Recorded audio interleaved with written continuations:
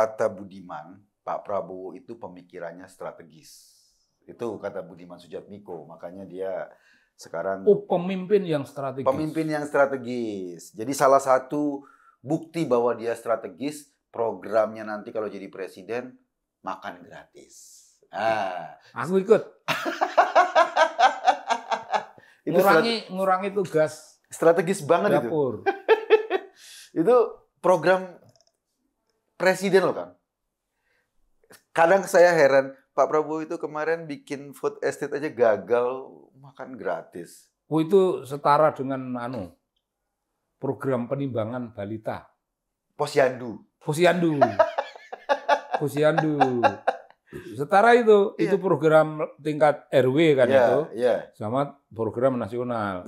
Setara itu. Setara. Atau program korlap demo. Demo dapat nasi bungkus. Iya. Sejenis. Itu strategis itu. Strategis. Taktis strategis, gampang, murah. Ya, presiden nasi bungkus nanti disebut. Iya. Dan ini saya bingung itu strategisnya di mana ya, Kang? Jangan percaya sama Budiman. Oh, kita nggak perlu percaya. Budiman kan salah. Budiman salah. Ya salah lah. Kalau kita bikin kategori tentang pemimpin, itu kan ada urusan-urusan itu formal leader, informal leader, dan kemudian itu ada charismatic leader, dan ada leader itu in general, tapi ini ada satu yang betul-betul karismatik. Nah, dia mau ngomongkan apa? Prabowo bagian dari keseluruhan umum, kategori umum itu, atau umum plus, suatu tingkat lagi. Sudah secara umum aja udah berpengaruh, itu lebih karismatik. Nah, maunya begitu apa enggak? Jadi karismatik itu identik dengan makan gratis. Oh enggak, itu enggak ada hubungannya dengan karismatik. Bukan karisma itu. Kalau program kan jenengan itu kan background-nya kesejahteraan sosial. Antropologi, tapi dulu SMA-nya kan kesejahteraan sosial kan fokusnya. Nah ini program-program ini kan mensejahterakan apa gimana? Bung, mensejahterakan itu jangan dikira cukup dengan memberi makanan gratis. Kesejahteraan sosial itu justru harus memancing spirit kerja. Harus memancing semangat dan dinamika persaingan tanpa dengki-dengkian, saing-saingan. Jangan kemudian di bidang bisnis itu satu dituduh dia itu punya babi ngepet, dia punya setan. Itu kalau nggak sehat. Kita mesti membuat suatu corak persaingan itu di dalam deretan, apakah pasar, apakah di pinggir jalan atau satu tempat khusus, satu deret itu nggak boleh ada curiga. Ini kok laris sekali, berarti dia punya jualan punya pengaruh ke Gunung Lawu. Enggak. Kalau mau membuat yang namanya kesejahteraan, bikin orang itu bekerja. Bikin orang itu mampu mengatasi mereka punya masalah masing-masing. Jadi bukan dikasih makan, tapi dipermudah cari makan sendiri kan? Disuruh nyari makan sendiri, disuruh mengatasi problem-problem sendiri. Kalau diperlukan, mungkin ada sedikit sistem bantuan dikontrol, diajak dialog dan berkembang. Jangan makan. Kalau itu diejek itu sangat diejek. Itu program penggembukan. Kayak penggemukan sapi gitu ya. Karena gini Bung, di orang kesejahteraan sosial itu punya cara berpikir, berilah orang-orang itu pancing. Supaya memancing sendiri ikan-ikan di mana, di telaga, di laut. Jangan dianterin ikan. Kalau Prabowo kan nganterin ikan itu. Iya. Kalau perlu makan itu cuma 1 porsi, diberi 3 porsi. Ya tapi duit Prabowo. Bukan duit negara. Duit negara kok. Itu mau dipakai poya-poya. Hitungannya Hasyim itu adiknya Prabowo, dibutuhkan sekitar 400 triliun. Ya bagus lah. Itu kasih makan masyarakat tuh 400 triliun, 200 yang dikorup. Ya mesti gitu kan. Ya kita mesti kalkulasi itulah. Itu. Jadi cukup 200. Karena gini kan, katanya yang sasarannya ya siswa sekolah dari SD sampai SMA itu akan diberi makan gratis untuk gizi katanya gitu. Cuma saya mikir ya, siswa itu kan terdiri dari orang tuanya ya, terdiri dari kelas sosial yang beda-beda. Beda-beda. Ada siswa yang cukup makannya di rumah, ada yang nggak cukup. Ada nggak doyan. Ada yang nggak doyan. Lu nggak usah makan. Iya. Gue ke sekolah. Iya, kan ini kan aneh kalau kita subsidi justru untuk siswa yang sudah kelebihan gizi dari orang tuanya. Banyak yang kelebihan gizi kalau siswa dalam keseluruhan. Iya. Kecuali mampu membelah. Nah ini diidentifikasi nih. Gulungan melarat. Ya. Gulungan nggak mampu makan pagi. Ya. Kecil gua nggak makan pagi tapi survive. Iya. Dah kalau gitu jangan dikasihkan ke siswanya dong. Dikasih orang tuanya. Orang tuanya Pak Jokowi udah bikin program. Pak Jokowi sudah bikin keluarga bantuan desa. Dikasih uang. Iya. Bung ini supaya gratis-gratisan itu suatu pikiran instan supaya orang juga secara instan mikir untuk milih dia. Oh, padahal itu tidak. Jadi milih itu ditukar dengan nasi bungkus gitu. Pikirannya. Kayak korlap demo. Di lapangan. Jangan khawatir. Jangan khawatir. Nasi bungkus. Kenyang deh lu. Tempe orek. Tempe orek. Sayur buncis. Lombok masih utuh. Enggak.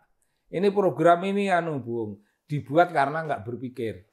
Oh. Ya nggak usah berpikir lah. Iya. Bagaimana ya makanan gratis gitu. Jadi memang nggak perlu mikir ya program yang gampang. Ya enggak ya cuma ngomong gratis. Calon presiden ngomong apa cuman tidak diuji, tidak dites, atau tidak berdasarkan suatu visibility studies dulu di lapangan. Umpamanya kita melihat peta kemiskinan itu seperti apa. Yang paling utama ini kan mestinya mereka yang betul-betul sama sekali tidak bisa makan 3 kali. Ya. Terutama pagi, makan yang paling penting itu justru dia tidak bisa.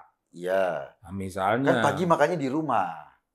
Lah, ya biar di rumah juga kan nggak bisa, banyak yang nggak bisa. Ya, maksudnya kalau makan pagi kan dia makannya di rumah. Berarti kan penyalurannya nggak harus ke sekolah dong. Nah, nggak bisa. Di rumah dong, itu ke orang tuanya. Tapi ini bisa diberikan sesuatu kritik tentang membuat suatu golongan masyarakat dalam suatu bangsa. Yang cukup mangap. Kan itu tidak mendapat sesuatu stimulasi untuk menolong diri sendiri. Untuk produktif ya. Yang paling penting itu kan mereka itu harus nolong dirinya sendiri. Jangan ditolong oleh belas kasihan. Iya. Penghinaan loh itu, Bung.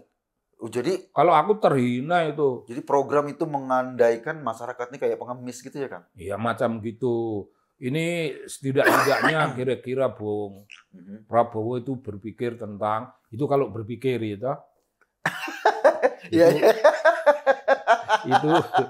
itu berpikir sepertilah mirip-mirip di negara-negara yang memakai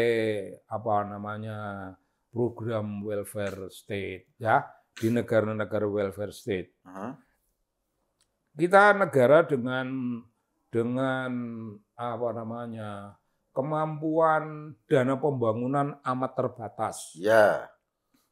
Tiba-tiba mau melaksanakan kemurahan hati seperti itu, nanti akan kelengar pemerintahnya.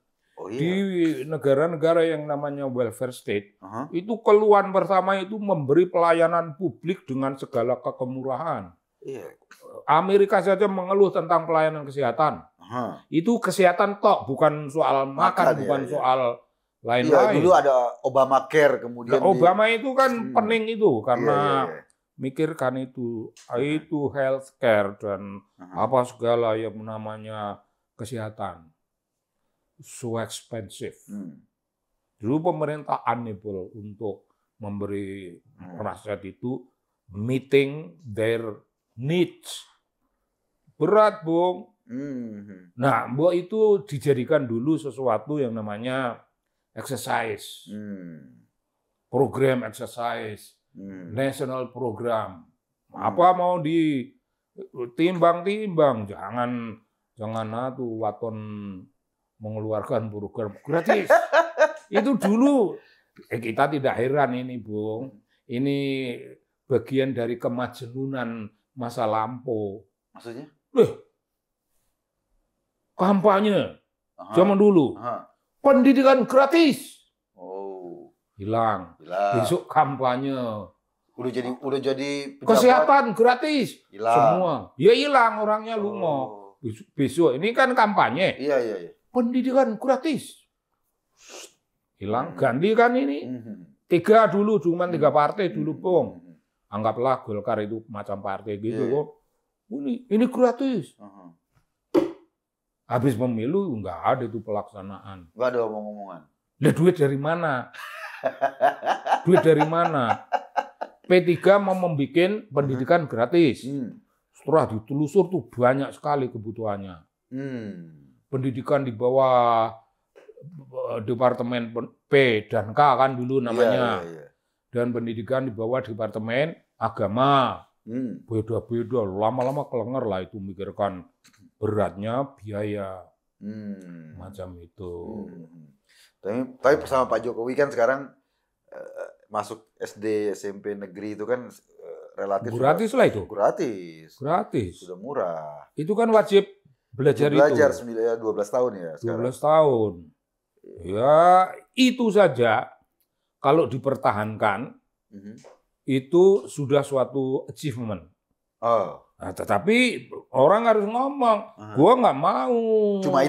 Cuman gitu-gitu doang. Itu pemerintah dulu. Iya. Bisanya begitu. Gua mau tambah lagi. Oh, itu Pak Ganjar ngomong gitu. Jadi kata dia bermimpi guru-guru itu ditingkatkan gajinya agar orang-orang pinter mau jadi guru. Kalau orang pinter jadi guru, nanti dia akan mendistribusi murid-muridnya dengan kepintaran-kepintarannya. Kepintarannya. Itu programnya Pak Ganjar. Dan jangan diberikan suatu pelajaran agama yang orientasinya merawat satu golongan supaya dia terpisah dari golongan yang lain meskipun satu agama. Apalagi dengan agama yang berbeda. Jangan rawat itu pendidikan itu dengan memberikan suatu stimulasi supaya anak-anak makin apa? Makin mengindonesia lah. Oke. Wah iyalah, itu Bung. Dan agama itu apa? Ditelusur lagi. Pendidikan agama. Cerminan dari radikalisasi pemikiran keagamaan, meracuni jiwa-jiwa kalangan muda. Lalu apa? Deradikalisasi. Itu pun program tersendiri loh, Bung. Karena racun radikalisasi itu sudah meresap ke berbagai lapisan. Di paling utama itu justru mereka mengambil dari kalangan yang namanya paling bawah, pendidikan-pendidikan yang tidak terkontrol itu. Kita tahu-tahu anak-anak itu sudah tidak bisa bersalaman dengan, apalagi mengucap salam kepada orang-orang yang beda agama. Ini yang aku ngeri itu nanti kalau diajarkan di situ yang NU tidak boleh negur Muhammadiyah, lu kacau itu. Kalau itu ya sampai ke sesinting itu, dan kalau nggak dikontrol itu bisa, Bung. Iya. Nah itu kita balik lagi ngomong soal program ini, Kang. Program gratisan itu bukan cuma Pak Prabowo. Cak Imin ngomong juga, pingin memberikan BBM gratis. Dibentak sendiri oleh Anu itu. Siapa? Salah seorang dari Kaum Nahdliyin sendiri dibentak. Jangan menjanjikan barang yang tidak mungkin dijanjikan. Duit dari mana? Iya. Duitmu dari mana itu? BBM gratis. Kita subsidi saja sekarang udah 500 triliun lebih. Kelengar itu. Padahal BBM kita nggak gratis. Cuma disubsidi. Apalagi digratisin. Gratis. Jebol ya? Tapi enak kan jenengan mau kemana-mana isi bensin semau maunya mau gitu. Lah aku Gratis sih. Aku jalan kaki kemana-mana. Dan aku jelas bagian yang tidak mendapat Subsidi. warisan dan mendapat kenikmatan Oke. warga negara. Iya. Aku dapat. Oh, you punya mobil 2? Iya. Berarti yang punya mobil yang akan menikmati Caimin. Oh 2. You punya mobil 2 itu semuanya digratiskan itu kan. Lah bagaimana kalau orang mobilnya 4? Ya gratis 4. Ya gratis semua toh. Yang nggak punya mobil nggak gratis. Yang nggak punya mobil nggak kebagian itu. Tak minum Caimin. Wah, enggak ini bukan perkara gurau, Bung. Iya. Saya kira ini ternyata perkara fundamental. Apa tuh? Dalam cara membangun bangsa. Oh. Bangsa kok dibangun dengan cara gratisan, nyadong. Bangsa itu dibangun dengan cara kontribusi. Yep. Nah, ya tapi semuanya dibikin berkecukupan. Sehingga dia kontribusi. Iya. Dibikin cukup dulu, adil, sebagaimana mandat konstitusi. Nah, adil kan semua warga negara, beri mereka kesempatan bekerja. Kalau saya ya Kang, ketimbang seruan makan gratis, lebih seneng kalau kita ke kelurahan nggak dipalakin, misalnya bikin KTP nggak lagi dipalakin. Bikin KTP gratis. Gitu. Terus gratis. Ya kalau misalnya nanti kita ngurus surat-surat ke kementerian, kebutuhan itu nggak lagi dipalakin, nggak ada. bayar. Nggak kita ada. ngurus SIM nggak lagi bayar. Itu jauh lebih penting bagi kita. Layanan masyarakat bagus. Kalau ini semua dibikin begitu, baik Bowo maupun Caimin, itu kita anggap sama lah. Iya. Malas memikirkan kenyataan hidup. Maunya malas memikirkan program pembangunan. Iya. Nah, itu Bung, itu kalau itu dialihkan dan kita tingkatkan dulu seluruh program-program pembangunan kita yang berupa public service. Public service itu dimaksimalkan aja itu. Iya. Itu maksimal. Itu udah cukup buat kita kan? Udah banyak duitnya. Iya, kalau misalnya gini, katakanlah masyarakat yang di desa-desa sana, setiap desa ada puskesmas dia buatin. Itu kan membantu. Puskesmas ini nanti dapat punya dana untuk membantu ibu-ibu yang hamil. Ada pelatihan, ada gizi, ada pengetahuan gizi. Betul. Itu membantu stunting ketimbang dikasih makan kayak gitu. Betul. Gitu loh. Enggak. Itu mesti dilihat dari awal-awal mula.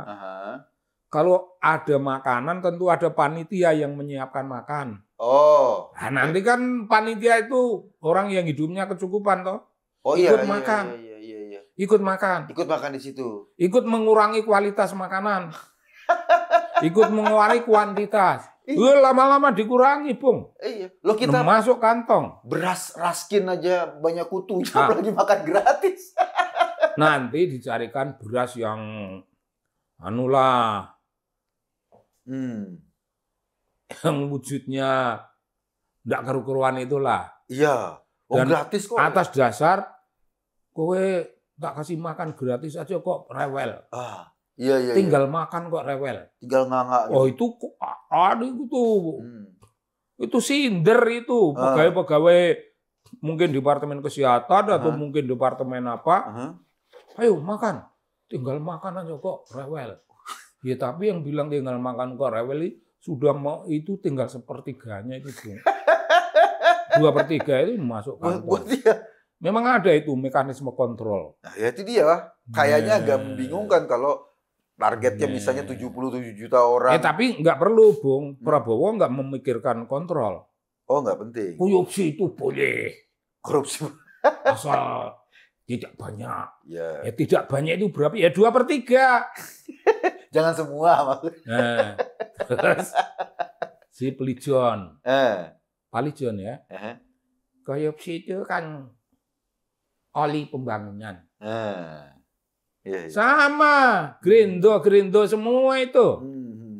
Atasannya sama, bawahannya sama. Korupsi boleh, satu jangan banyak. Malah itu wajib karena itu oli pembangunan. Ya makanya itu tadi. Untuk khusus memberikan makan itu tadi yang berapa ratus triliun toh itu 400 triliun. 400 triliun. Tahun. Itu sama kata hitungannya Pak Jokowi, kita bisa bangun 1 ibu kota negara tuh, Kang. Ngebangun ibu kota negara. Wah, mestinya memang begitu. Iya, hitungannya. Begitu. Wah, luar biasa ya. Luar biasa. Apakah itu bagian dari pertahanan sipil? Ya enggak lah, atau akan membuat negara lebih punya kemampuan melakukan pertahanan? Yeah. Apakah itu food security? Atau jenis-jenis apa? Kalau aku sih sebagai orang tua ya, aku punya anak, tersinggung loh, Kang. Ya, tersinggung. Dengan program itu. Itu kan program itu nggak memilih ya, siswanya semua makan. Saya tersinggung loh, sangkanya aku nggak bisa ngasih makan anakku. Itu nomor 1. Iya. Nomor 2, ada hal yang lebih fundamental yang terbuang. Apa tuh? Waktu belajar jadi kurang lah.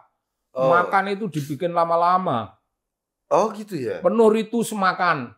Oh. Ritualnya makan. Belum lagi kalau itu memakai doa yang panjang sekali. Lalu kelas kosong. Kelas kosong. Habis makan, anak-anak, ibu guru mau rapat, kamu boleh pulang. Wah, pulang. Belajarnya nggak ada. Habis makan, pulang. Ini model apa gitu loh, Bung. Setuju. Model apa ini? Pembangunan itu merujuk pada apa dan berpijak pada filosofi dasar pembangunan. Oke. Katakanlah kalau mereka ini ngomong dan menurut hitungan kita kan nggak rasional kan? Sangat tidak. 400 triliun. Terus? Loh, itu baru dari Prabowo. Belum lagi Caimin. Sing Caimin? Iya, Caimin bisa ribuan triliun tuh kalau BBM gratis. Muter. Lah terus? Moga-moga jangan kepilih lah orang-orang kayak gitu ya toh. Lah kalaupun kepilih pasti ngebohong kan, ini program bohong. Pasti bohong. Jadi lebih baik nggak kepilih kan. Boleh bohong sekarang boleh toh. Iya. Boleh. Jadi biar dia nggak konyol. Biar dia nggak bohong. Jangan kepilih. Karena kalau dia kepilih jadi bohong loh. Oh, kita sayangi mereka itu. Sayang gitu. Kita sayangi lah ini orang, jangan membohong. Jangan menipu rakyat, jangan menipu atas nama pembangunan, ya kan? Sayangi. Jadi kita nggak usah pilih agar dia nggak jadi pembohong. Duduk saja di rumah. Di sana akan tentram, ngopi-ngopi di rumah, tidak usah berpikir tentang pembangunan. Ya udah kelar gitu. Gitu Caimin pun ya begitu. Saya suka kayak dalil-dalil ngono kan. Tunggu dikir-dikir situ supaya. Jadi orang-orang itu tidak punya program, Bung. Nggak punya program. Ya nggak punya, masa ini dianggap program? Bagi mereka itu program strategis. Enggak, ini omong kosong. Oh iya. Ini omong kosong lah, Bung. Program strategis itu betul-betul strategis. Tiap gubernur jangan ngomong pertumbuhan ekonomi daerahmu. Jangan. Ngomong apa? Tahun lalu itu berapa ribu TKI TKW yang kau kirim ke negara-negara sono-sono. Wah, berapa ribu itu yang masuk akal. Sekarang sudah saya tarik kembali, Pak. Jadi tidak ada TKI TKW ke sono-sono, nggak ada, pulang kampung. Apa sebabnya pulang kampung? Loh, kami punya pertumbuhan ekonomi ini tidak kita baca sebagai pertumbuhan. Ini pertumbuhan ini kita wujudkan sebagai proyek-proyek pabrik-pabrik yang mengangkat derajat warga negara. Ini mandat konstitusi, jelas. Ini agak memikir loh kalau ini toh, karena kita merujuk pada apa pesan konstitusi, makmurkan wargamu, beri mereka kesempatan kerja. Yang layak bagi kemanusiaan, bagi kehidupan. Beri wargamu harga diri. Kalau orang itu kamu kasih makan, itu nggak punya harga diri, Bung. Ya, gue punya harga diri kalau gue ke warung. Kopi susu. Iya. Kopi susu. Kopinya setengah, terserah sama kau. Bawa kemari itu nasi setengah piring. Kasih ada telur, kasih ada daging, kasih ada apa. Sini gue mau makan itu semua. Bayar kan? Berapa ini tadi? 1.500. Wah, nggak bisa. Ini, gue kasih nih 1.700. Harga diri. Murid warga negara Indonesia. Jangan warga negara A. Nggak punya. Nggak punya harga diri. Nggak ada. Lah kalau bangsa nggak punya harga diri nanti jadi bangsa. Ya pemimpinnya lah itu. Oh. Nah, pemimpinnya aja nggak punya harga diri, bagaimana rakyatnya? Gitu. Iya. Jadi sekarang kesimpulannya kita memang harus membuat agar mereka nggak bohong. Kalau mereka nggak terpilih, berarti kita mereka sayangi lah itu. Iya. Tinggallah di rumah, baik-baik, ngurus negara ini susah. Iya. Berikan pada yang punya kemampuan. Benar. Ada ahlinya. Jangan ini ada ahlinya yang gini-gini. Itu seorang devoted nationalist. Iya. Ini seorang yang dalam kapasitasnya sebagai staf-stafnya presiden itu, ini golongan committed intellectuals, orang yang terpelajar, yang apa-apa membangun, dan yang terlibat dalam pembangunan itu otak-otak yang cerdas dan punya gagasan, punya pemikiran dan lain-lain.